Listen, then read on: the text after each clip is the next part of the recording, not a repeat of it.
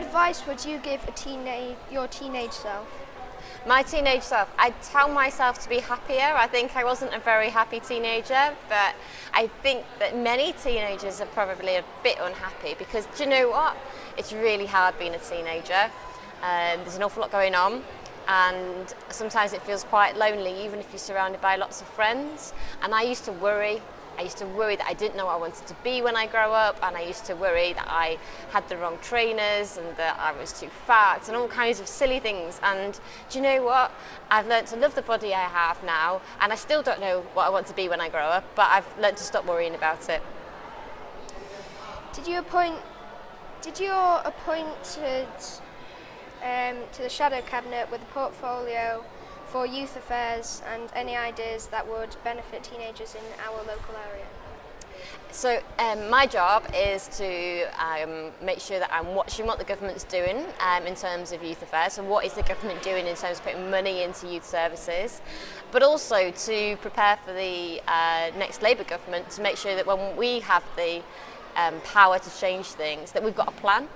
So at the moment, about 95% of all government funding on young people outside of education goes on a programme called the National Citizenship Service. So I make sure that I watch what they're doing and make sure that I can obviously criticise when I think they're getting it wrong, but obviously praise when they're getting it right. But also think, if I had that pot of money, would I use it that way, or is there a better way of using it? Now, my thoughts are that the current programme is quite narrow and it only ever runs in the summer, but imagine if we could have youth work that runs 52 weeks a year, how much more that would help young people. I personally think that there is a general lack of activities available in our local area for kids my age and a bit older. Myself and teenage siblings play a lot of sports that we travel to Blackburn, Kendal and Manchester for. The standard sports that we all cater for, the likes of swimming, football, etc.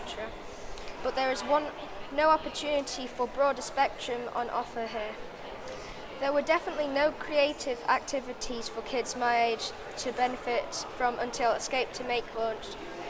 What would a Labour government do to support the charity and other projects that might draw inspiration from E2M if elected? Okay, so I think you're right, Chris, that in terms of what you can do outside of formal education is quite limited to things like organised sports, and it sounds like you're very into that, but you must know that at school there's many people that are not that into that, and Escape2Make's obviously found that huge gap in the market, if you will.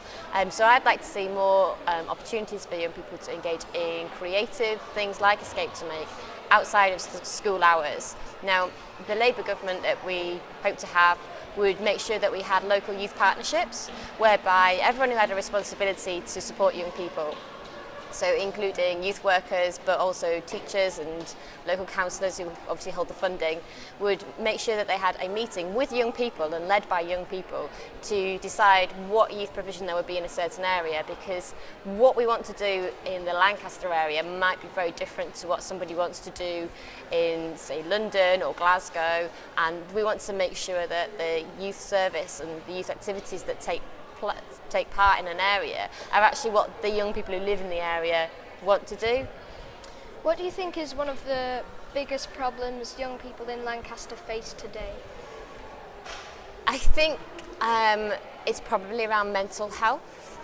So when I go to either scout groups, girl guiding groups, schools, youth clubs, one of the things that young people tell me they want politicians to be better at is provision for what's called CAMS, children and adolescent mental health services.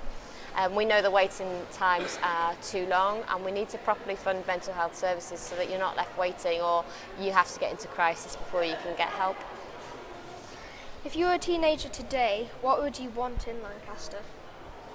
It's really hard to imagine being a teenager again, and in many ways I don't think I'd want to be. Sometimes people used to tell me that the school days were the best days of your life and you should enjoy them, but actually I found that as I've got older I've had more enjoyment and I'm much happier. So for me, being a teenager wasn't the happiest days of my life, but I think when I ask teenagers in Lancaster what they want to see, it is that ability to meet up with friends outside of school in somewhere that is safe and warm in winter, but also where there might be some adult presence, but not like teachers. So there's a lot of freedom to explore, but also be supported if that's if there's something that's adults, you know, who are trained could support you on. For instance, getting skills that would help you get the career you want when you're older. Do you think teenagers today have the same challenges as when you were a teenager? Oh, absolutely not. I think that you, as a generation, have far more challenges than my generation had. I think that, you know, when I think, I'm 34, so when I was at high school, there were no mobile phones, there was no Facebook, there was no iPhone. So a lot of the things that you will interact with as a teenager didn't exist when I was a teenager. And if that's for me in my 30s, and we think that a lot of policymakers are much older than I am, I think they're very far away from understanding what young people and teenagers want. If you were Prime Minister, what would you do for teenagers?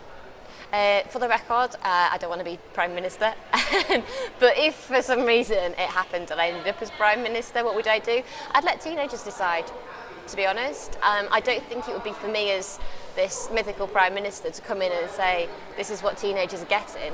I think I'd like you to tell me what you wanted and I'd try and make it happen. So sort of like a vote? Yeah, but I think that we don't give teenagers enough credit.